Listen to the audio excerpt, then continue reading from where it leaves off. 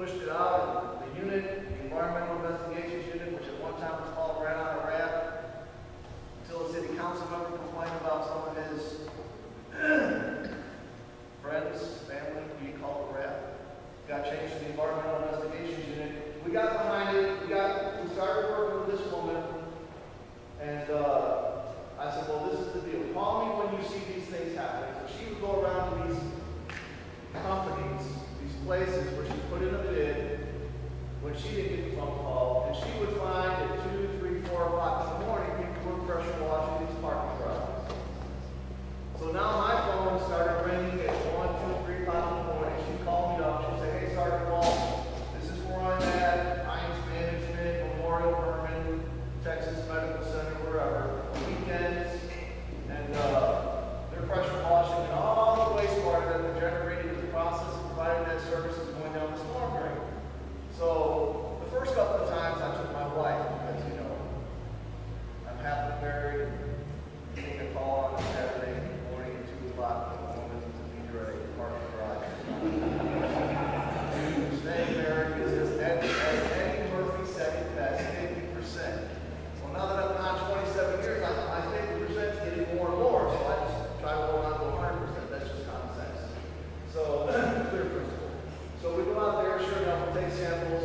Come to find out that some of the analytical sampling that we took on these pressure washing cases in these parking garages would almost have to be T-clipped for toxicity because of the elevated amounts of lead coming off the parking garage from the paint that was used years ago. So what does that mean? That means that the wastewater that was being generated in the process of providing the service was hazardous, potentially hazardous waste. And where was all this wastewater going? The city of Houston, listen, I'm not from the city, or from Texas, but I got here as quickly as I could. I'm from Western New York. But we're called the Bayou City. And if my memory serves me correctly, the EPA designated the Houston Ship Channel as an EPA Superfund site years ago. I read an article years ago that they don't even suggest that pregnant women and the elderly or small children eat anything coming out of the ship channel. Now, why they have to be told that, I don't know. But in part, could it be because we got behind the 8 ball and we're running a little late on environmental investigations? And yeah, I hear this complaint all the time. Well, Sergeant Walsh, we didn't get a warning. A warning? A warning about what? Well, we didn't know that you were going to do any enforcement concerning water pollution, and we want warnings first. I said, no, you don't get warnings. That's what you do as an entrepreneur. You do your research, you do your homework, you find out what the law is, because the law hasn't changed. And then you put the best management practices into place so you don't violate the law. It's called the American way. It's competitive. Listen, I've seen my wife spend almost a year doing research and her homework to get her business up and running. So don't cry on my shoulder. I'm not saying you are.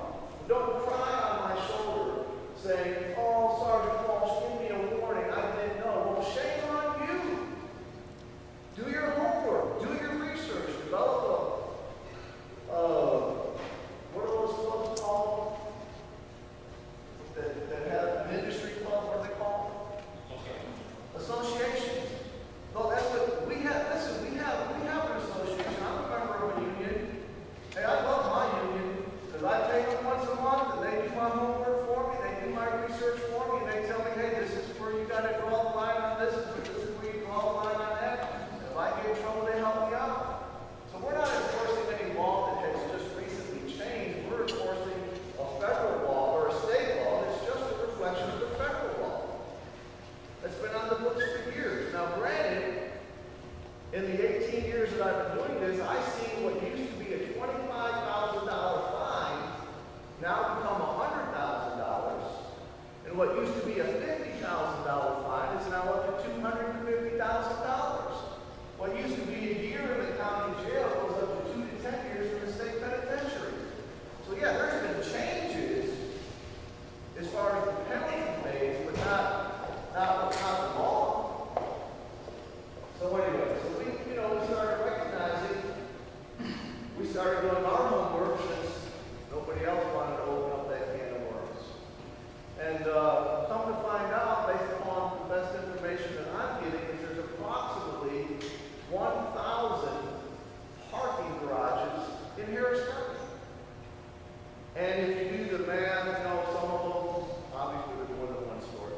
2-story, 3-story, 10-story, 20-story, and so forth. Say about five floors per parking garage on an average. So there's basically 5,000 parking garage floors in Harris County. And I'm not saying it's true, I'm just saying it's true that this is what I was told. They generate between 1,000 and 2,000 gallons of water per parking garage. And it's normally toward the end of the year when these companies have all this so-called money. I don't know what this is like. I'm happy to marry. But they have all this extra money at the end of the year and they have to spend it, use it or lose it. So they hire someone to come pressure wash the parking garage. Well, if you just do the math on 1,000 gallons times 5,000 parking garage floors, isn't that like 5 million gallons of wastewater being generated in Harris County a year? And if it's true that it's 2,000 gallons per floor, that's like 10 million gallons of potentially contaminated wastewater going into the stormwater drains. And nobody wanted to open that can of worms. Are you serious? So, and back to this thought that I had about warning people.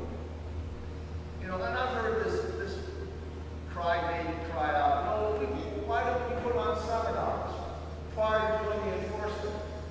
We tried that. Guess what?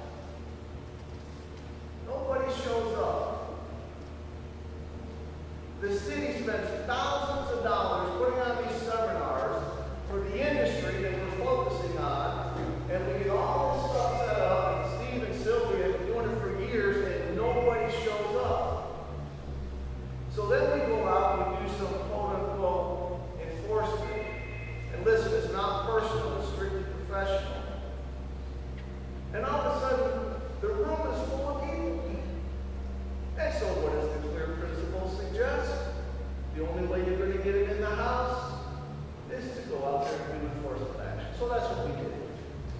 And I think one of your seminars went national. One company that we were focusing on took her teachings or video, and they're a national company. Listen, we deal with companies that are on the New York Stock Exchange and NASDAQ, and they went everywhere, I think, excluding Hawaii and Alaska with her video. So this one woman has changed how we do business, not only in the city and in the county, but in the entire country.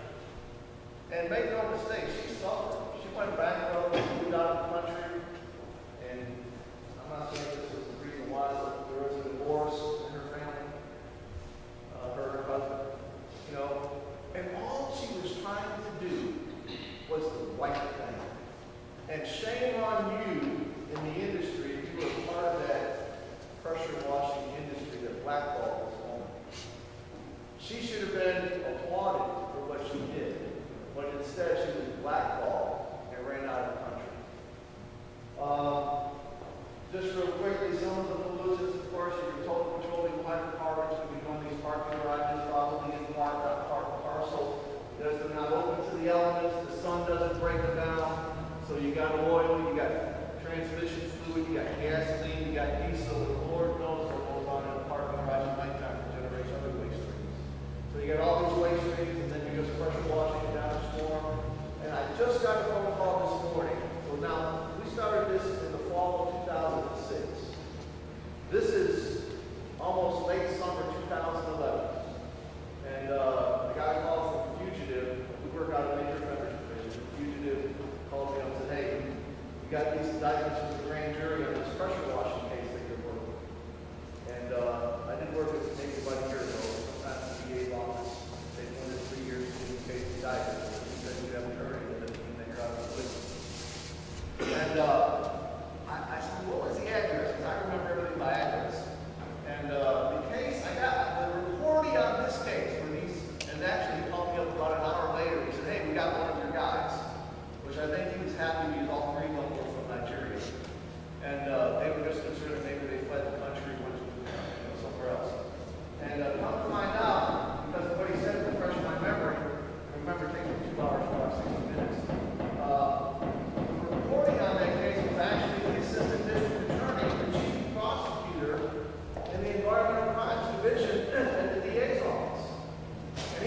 me up about a year ago. He said, hey Mike, he said, I got this email. He says they don't want anybody to park in the parking garages, in the parking garage this weekend because they're going to pressure wash. And hey, do me a favor. You know, I know you got day shift weekends off, but just maybe after church on Sunday, drive down there and see if they're doing it right. So here's the parking garage that the district attorneys, the assistant district attorneys use to park their cars during the week. And there was a contract, and you know, they hired somebody, and they went out there, and I go out there Sunday after church with my wife. It's all locked up, and I finally get the guy to let me in, and sure enough, you guys in the parking garage, scales. They're on the bottom floor. That's it. Because you know, when you're on the top floor, all the conclusions aren't as, I don't know, together, if you will, as they are on the bottom floor. I mean, they're pressure washing this soot that looks like basically wet, somewhat solidified oil directly into the storm. So of course we stopped the brewers, and yeah, all the brewers they just picked up on the street corner, so they all sweat like, you know, grasshopper in the house, left, and everything fine. But the two owners of the company were there, the guy that was monitoring the parking garage was there. Make a long story short, they got indicted. And now one of them's in jail. And the funny thing is, and the DA had just mentioned this a few days ago, if the two guys that hired the guys off the streets to do the labor would have done what was in the contract, they would have obeyed state law. But they didn't follow the contract. They didn't reclaim the water. And we all know the reason why they don't reclaim the water, right? I mean, it's the common, what was it? Why don't they reclaim the water? You're running on all cylinders. You can talk to any investigator at that back table over here, and they're going to tell you that at the end of the day, if the motivation behind the meditation that caused the movements of that pressure washing of that generation of that waste stream is not to save money, then they're probably not doing their job. That's why this is classified as white-collar crime. This is why I, along with others, have gotten phone calls from an array of different people. Because you entrepreneurs, you all know one of three people. You know a police officer, you know a politician, and you probably know a pastor. And